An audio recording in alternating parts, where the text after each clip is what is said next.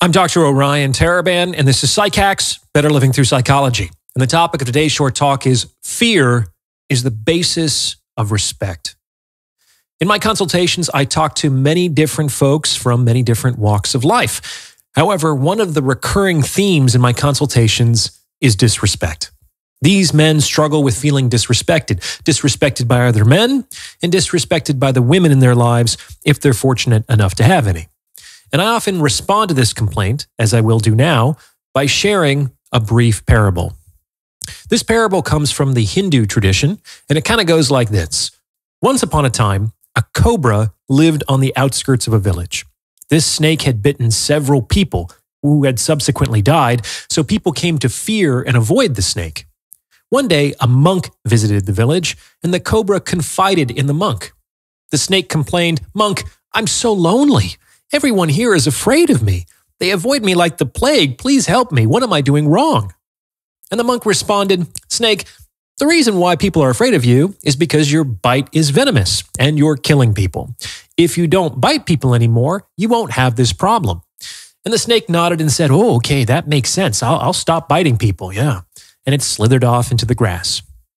A week later, the snake returned to the monk, and it looked terrible. It had a black eye, and its tail was bent, and someone had taken a chunk out of its side. And the monk exclaimed, "Snake, oh my goodness, what happened to you?" And the snake replied, "Oh, monk, I followed your advice. I stopped biting people. But as soon as people figured out that I wasn't going to bite them, all of their fear turned into anger. They ruthlessly attacked me, and I barely escaped with my life. I kind of liked it better when they just avoided me. This is much more painful." And the monk replied, "Oh, snake, I only told you not to bite. I never told you not to hiss." And that's the end of the parable. And this is the moral of the story. The point that people who struggle with this issue of disrespect need to understand is this. It's important for people to hear you hiss. If you present yourself as so meek and agreeable that you would never possibly bite anyone under any circumstances, then you're going to get it like the snake in the second half of the story. You might end up as everyone's personal whipping boy. They'll be angry with other people, but they'll take it out on you. Why? Because they wouldn't be so sure that the people that they're actually angry with wouldn't retaliate. In this way, you might actually end up absorbing a great deal of the pain and suffering that other people would like to inflict on others, but are too afraid to do so because of the potential consequences. But there apparently aren't any consequences to treating you with anger and disrespect. For whatever reason, probably due to your own judgments about anger and aggression, you have decided that implementing consequences is just not a possible outcome of this interaction.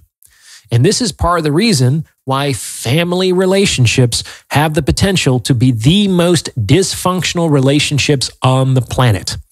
People believe, on the one hand, that no matter what they do, there will always be a place for them in the family.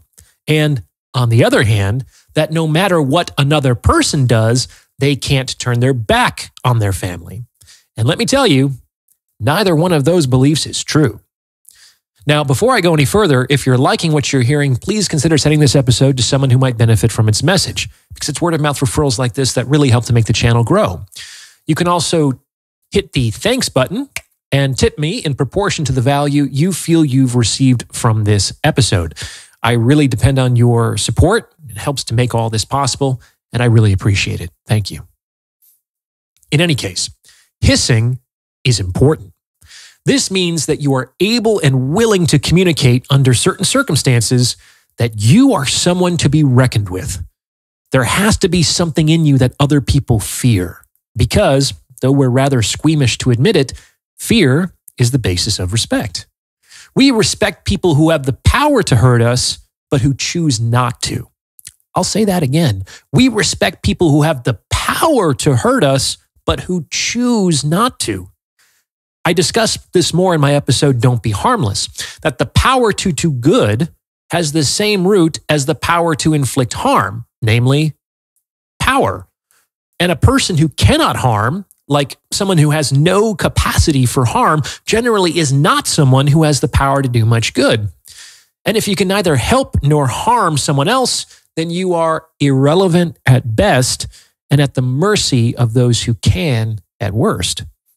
Now, it's important to keep in mind that this capacity to harm doesn't necessarily have to be physical. It can be that, but it doesn't have to be that. The capacity to harm could be financial or relational or emotional. And it's the awareness that someone has the ability to hurt us in some way that motivates more kindly and respectful action relative to someone who we feel will never retaliate against us. This is why countries who participate in all kinds of treaties and pacts and alliances still have armies. It's not noble words and good intentions that keep people on their side of the fence. It's guns. And if you don't have guns, you'd better be able to harm others in some other way, like through their money, which is how, for example, Switzerland has managed to stay neutral and sovereign despite centuries of war being waged around it. So the point is that in order to be respected by others, others must fear the consequences of their own aggression and disrespect. And this generally requires having some leverage over them.